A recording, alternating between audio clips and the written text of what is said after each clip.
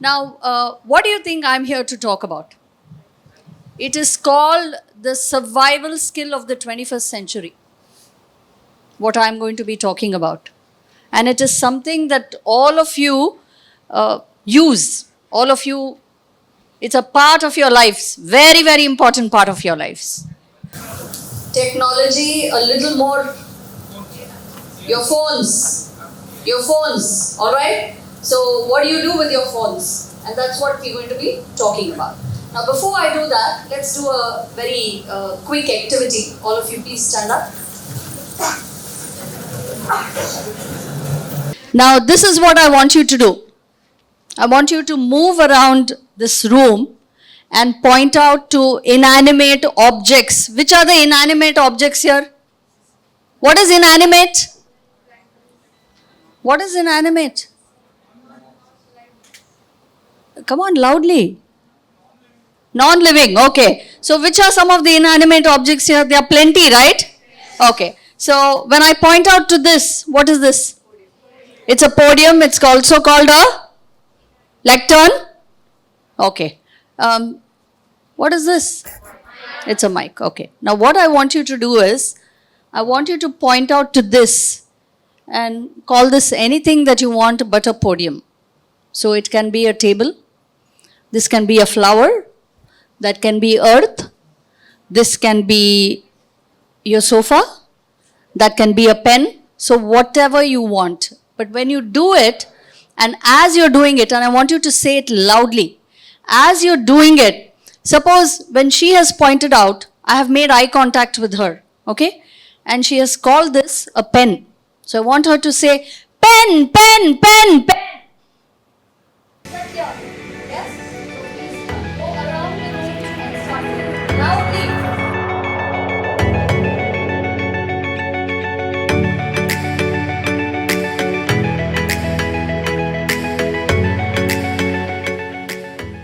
All right, we're back to the session.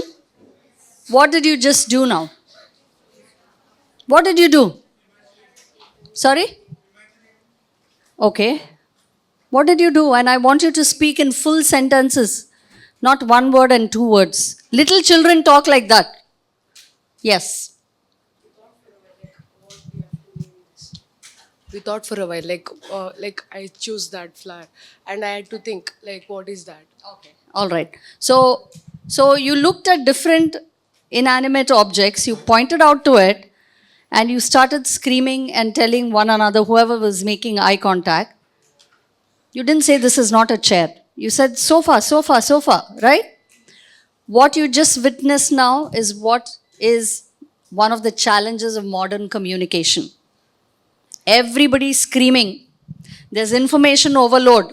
And very, very often, there is wrong information. And that is what we all witnessed. Am I right? And it was not deliberate. You didn't mean to cause harm to anybody. So sometimes, misinformation, we pass on misinformation. Misinformation is wrong information without any intent to cause anybody any harm. But disinformation is a deliberate mistake. It's deliberate. You want to cause some harm. You want to brainwash somebody. That is what is happening now with all our phones and what the content on our phones is. So for the next few minutes, we're going to talk about that 21st century survival skill. I would also call it a skill where you can actually prosper. And that is digital literacy. So, what is digital literacy? You've heard the term financial literacy, which means knowing how to manage your finance, how to use it effectively, how to make it grow. Now, what is digital literacy? Okay, understanding the use of the modern technology, the content. All right, anything else? Okay, it is also adapting to rapid changes. Sorry? Yes, in a very positive manner, right? Okay. I want all of you to pull out your phones now. Pull out your phones. Take out your phones if you have brought them here, those who have brought it. And just look at, you don't need to go online, but just go on your Instagram or WhatsApp and see what are the kind of messages that you forwarded the last few hours. You don't need to tell me, just have a look at it. If you have your phones here. There's no data, okay. Yeah, some of you are smiling, some happy faces. All right, you've had a look, right? You can put your phones in. All right, we spoke about this. At one time, IQ was rated as the number one thing. Then we were told it's your EQ. Your IQ will get your job, but it's your EQ which will decide whether or not you will grow in your job. That's emotional quotient. Then we were told you also need to be cultural, you must have cultural quotient. What is cultural quotient? Awareness, appreciation, and also the ability to handle somebody else's culture rather than saying my culture is better than your culture. Today, when you go out and work, you will have people from different cultures and you don't need to cross borders for that. Here itself in India, if you just now from Mangalore, if you cross or drive another 60 kilometers towards, say, Udupi, Brahmavar, they also have what is known as the Pilivesha. Agree? Mangalore also has Pilivesha. Now, do you see the Pilis look different? Their Pilis versus our Pili. And I can say that our Pilis are beautiful. Our Pilis are very macho. Our Pilis look fabulous. Your Pilis are silly. Can I say that? Yeah? Oh. Now, if I say that, it means I have very poor cultural sensitivity. Because for them, that is great. Today, we're living in an age where your digital literacy quotient has to be positive. Otherwise, you are going to be in trouble. Very recently, somebody that some of you probably follow, this very young gentleman who's very, very famous, was in trouble for saying the wrong things on a show. And then he had to do a whole lot of damage control. That is the era that we live in today. You agree? Yes. Next. Previous slide, please. So, today you're living in a day and age where probably something that you have not forwarded, but somebody has forwarded it to you, you could be in trouble. My cousin who lives in London was telling me how a young man was arrested because he had a picture of child pornography on his phone. And it was not something that he asked for. It's not that something that he indulges in. Somebody had sent it to him. And as much as he tried to tell the authorities, they didn't want to listen. They said, you shouldn't be having it on your phone. There's no business for it to be on your phone. Now, very soon, this is going to happen even in our countries, even in our country. So, what is in your phone is not purely your business. All right? So, she was saying that he got arrested for that.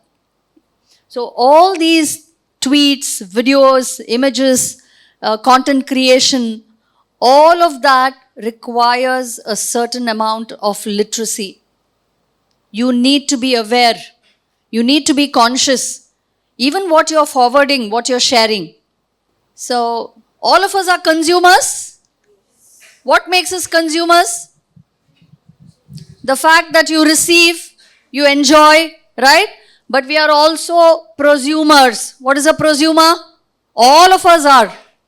We may not be creating content, but the minute we forward it, the minute we share it, we are also prosumers.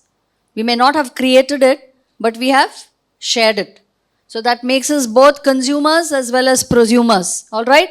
And this is what we every day come across. So much of content.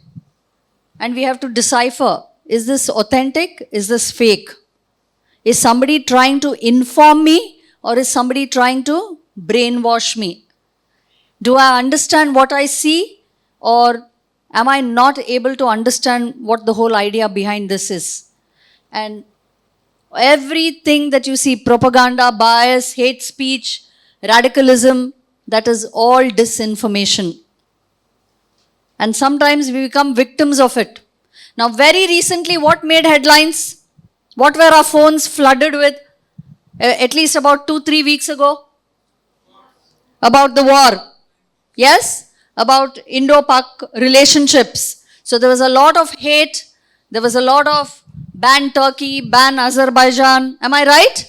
So a lot of information, a lot of images. So much of AI also was being used. We didn't even know whether these pictures were authentic. Yes. So the AI, a lot of AI is used unethically. Unethical, illegal AI. So often you see celebrities who go and complain to the cyber police and say a picture of me is being morphed. That's not me. I'm sure you've read of it. Am I right? Yes. So, are we able to make informed choices? What we read, what we share, also what we produce. Remember yesterday I said, when you look at some Insta reels and you wonder why are people behaving like this? Am I right? Yes. So we have to make informed choices.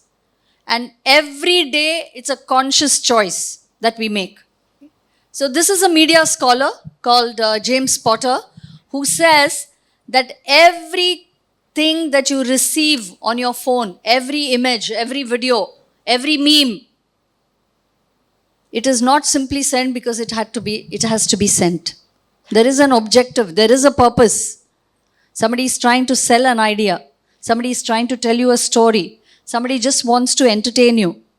And everything that you watch goes through these four things. The cognitive, the brain is involved. What we make, what we perceive of the information. The emotions that it stirs in us. Some pictures when we see, oh my God, this is so sad. Or you look at a picture and you feel very happy. The aesthetic, the kind of creativity that has gone into that creation of that video, that reel, that photograph. And finally, is there anything that particular reel, that particular photo, that particular message, the meme wants to convey to us? So, what are the four things? Cognitive, yes. Aesthetic, moral. What is the cognitive? Please read, one of you read it out loudly. One of you read it out loudly. Okay, next one. The next, aesthetic. And finally, okay, so let's have a look at a photograph now. Yes. You see this photo, all of you? Okay. So, is there something that's happening in your brain? The cognitive? What is the next one? Emotional. What is the emotion that you're feeling when you see that photograph? You're feeling sad, right? Okay. The next one, the aesthetic. This is natural. This is real. And finally, anything that makes you think or something that you realize. A moral is also something that you realize when you look at it. What do you feel? Yes? Okay. What do you feel when you look at little children or teenagers begging on the road? Okay. What else? Do you feel we are blessed? How fortunate we are? So there's a slight increase in the quotient of gratitude. Yes? So your values, at that point you think about it. Oh, I am thankful. I'm really glad. Yeah. Next. Okay. So here are some statistics for you. And I'm sure from the time that I put this PowerPoint together to now, there is definitely an increase in the number. These are the number of users in India itself. And the UNESCO says, their slogan is, what does it say? Think critically, click wisely. Because once you've sent it, it's gone. Right? Okay. Today, a lot of young parents have to deal with this. Have you heard the term KGOY? KGOY? Okay. How many of you have very small little nephews, nieces, cousins, children? Okay. Do you see them with phones? Do you see them insisting we want the phone, crying, throwing temper tantrums? Yes? And almost blackmailing their parents, I won't eat if you don't let me watch this show. Yes? Okay. Apart from that, we are also facing a generation, a whole generation, which is exposed to content much below their maturity, emotional maturity. They have no idea. They don't know how to process it, but they have the information. They know it, but they don't know how to process it. So, KGOY is kids growing older young, which means even before they grow up, they're already old enough to look at the information, which they shouldn't be consuming. What was the recent Netflix series which made headlines? A lot of parents were very, very disturbed by it. It was a very, very powerful and a very profound message for every adult. Yes? It is made in Britain. None of you have read about it? Even the British Parliament, they had spoke about it. None of you? Yes? How many of you read the papers every day, if not the hard copy, at least on your phones? How many of you are reading, are aware of what is happening around this, on this planet? No? Yes, no? You have to start reading every day. During your interviews, when you talk to colleagues, when you talk to your peers, sometimes when they are telling you something, you're completely lost. You have no idea what they're talking about. I agree that it's not possible to know everything, but at least what is current, you need to stay informed. So please start reading, because when you are sitting for GDs, it is going to help you, all this knowledge. So the right kind of conversations that you have with your peers, young people, it's really going to enhance your knowledge. So please start reading, staying informed. All right? Yes. So what is media pedagogy? Today it's not about how you handle your phones, how you use different devices, but it is about what you do with the content in your device. So this is a very famous media psychologist. We even have media psychologists today because that is the need of the hour, called Karen Dill Shackelford, who says that we need to enhance our media literacy skills. And she gives us 4 questions or 4 checklists, a checklist of 4 questions whenever we receive content or a message. Let's see what it is. I'm going to let you read this and internalize it. I'm not going to talk about it. So who created it? Why was this created? I'll let that be there. We are going to apply this. So if you want, you can write down the questions. We are going to be applying it now. We'll watch some content and we will apply this. Who created or authored this? Why was this created?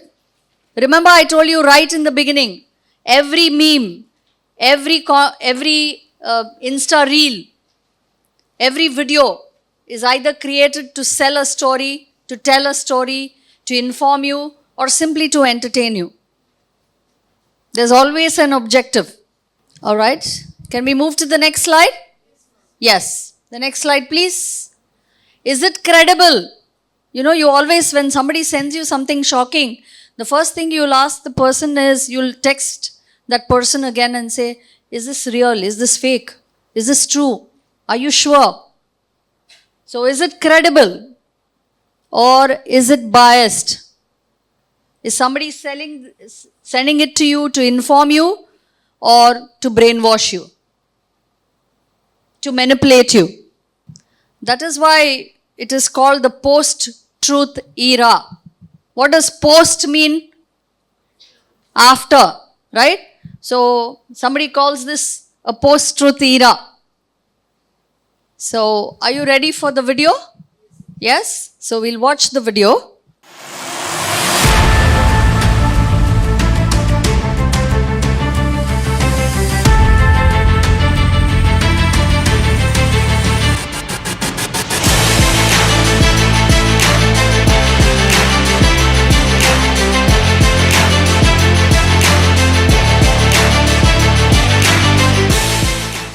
Think about those 4 questions and think about what your response is going to be.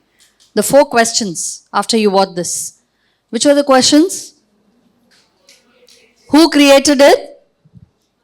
Why was this created? Is it credible?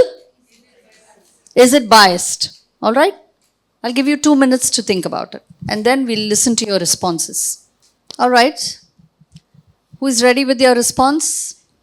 Somebody who is not yet spoken in this session? Who would have created this? One who want to bring awareness about it. Okay. Somebody who wants to sensitize people and create an awareness about the third gender. Am I right? Okay. Round of applause. Come on, louder. All right. So who created it? Who authored it? We have an answer. Okay. What's the next question? Why was this created? She's almost answered it, but I want you to tell me. Why was this created? Tell us your name and... I am Vismaya, to bring awareness about it. Okay. So to create an awareness, to sensitize people. All right. Now what is the next question? Is it? Is it, yeah, to use your terminology, is it legit? Right? That's the word that you use a lot. Do you know what the famous Indian nod is? Yes? See, when I train in the corporates on communication, one of the things we've been told is this, the famous Indian nod. Non-Indians don't understand it. So especially in the ITs, they actually write and tell their counterparts. From abroad, they tell their Indian counterparts, we don't understand when your teammates do this. Is it a yes? Is it a no? Is it we don't care? Is it I don't know? So whenever you do this, the famous Indian nod, it has to be accompanied by a word like I don't know, I don't care, I'm giving it a try, I'm still thinking about it. So tell us, okay? So Tejas, what were you trying to tell me when you did the very, very famous Indian nod? What were you trying to do? I was still thinking about it. Great. He was still thinking about it. So do the nod and tell me now, I am still thinking about it. All eyes on Tejas now. Yeah, you have an audience. Do the I nod. was still thinking about it. Okay, I'm still thinking about it. Okay, all right. Anybody who has the answer? What is the question? Is it credible? Is it credible? What's your name? Nandan, is it credible? Yeah, actually, it is true. Even I have seen some of the situations in train, bus, or in schools. So, yeah, it's really true, and Authentic situation. yeah, definitely, it's an authentic situation. And yeah, modern day society, we have to look everyone as a equal part of our living journey. As nobody has up, downs. Yeah, that's it. Okay, round of applause for Nandan. And also for Tejas, because we also got some information on a very famous body language of Indians, the Indian nod. So thank you, Tejas. Okay, yes, clap for him. What is the next question? Is it biased? What does biased mean? What is the meaning of the word biased? Huh? One-sided, partial, not objective. Am I right? Okay. So is it biased?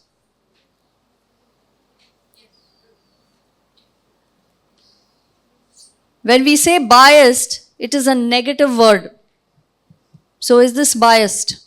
No. And why is it not biased? Because we go to 1, 2, 3. The question, the first question, second question, and the third question actually answer it. All right? Biased is where, what does biased mean? Supporting without any evidence, without any cause, when it really doesn't need support, when it's not supposed to be supported. That is called bias. Just because we like the person, ask those 4 questions to yourself. When you receive a meme, when you receive a very, very disturbing picture, image, ask yourself these 4 questions. Who created it? Why was it created? Is it authentic or is it biased? Right? And that way, you are going to save a lot of, what is it? Unrest, other people's time. And also, I think in the process of only forwarding something that is intelligent, that is truly humorous, that is not misinformation or disinformation, you're also adding a lot of good karma to yourself. All right? Because also when you are sending something negative, it disturbs you. And then you say, let me forward this. This is disturbing. Everybody needs to know. You're creating a lot of negative energy. So maybe if you exercise some restraint when you forward the content that you get, that is going towards increasing your digital literacy. And this happens every day with everything that you share, everything that you create. Yes, next one. So today, researchers, psychologists have found out that what happens in our minds, a lot of it is influenced by what we consume, what we watch, what we forward, what we receive. So the new term is digital well-being. So your digital well-being is in your hands, actually in your hands. Your phone is in your hands. So your digital well-being is in your hands. You can decide. And believe me when I tell you, it is a life skill, digital literacy, because our lives are governed by it. What we do, what we say, what we decide to buy. Am I right? Today, like I said, KGOY, my nephew who is probably not even 4, he understands that you can buy things online. So he'll tell his mother, show me this. Then he even has heard his parents and people around speak. He'll say, review pal taja. Review pal. He knows the context, when to use the word review. And the day that he is expecting a parcel, every evening his mother takes him to the park. But the day that he receives, he knows that a parcel is arriving. And if that pack has not arrived, he refuses to go to the park. He'll tell his mother, Nakka ta yeuchasa mira bangamon. So little kids are influenced. But we are adults now, am I right? So let us be conscious about enhancing our digital literacy skills. Do you think you can? Yes. Okay. So thank you very much and all the best. Before that, any questions, anything that you want to share? I have 2 more minutes. All right. Yes, Nandan. Yeah, I'll be speaking about that biased.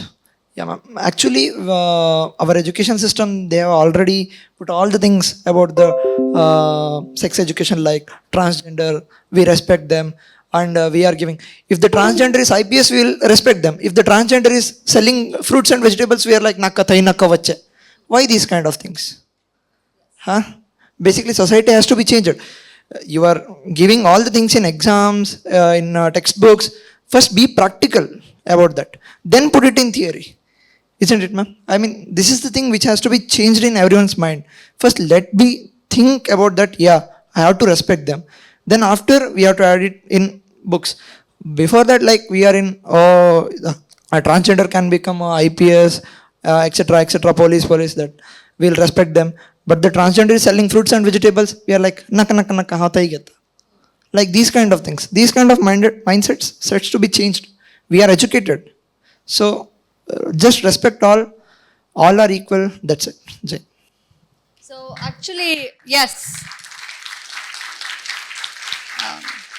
The thing is, we are at least talking about it today. And while I was studying, there was no mention of them in our books. But today that has changed. It is being told in your books, it is being written about it in your books. You have people talking about it. So slowly but surely things are changing. And you are very young people who have a great influence. So I think you can actually facilitate the change in a much faster manner.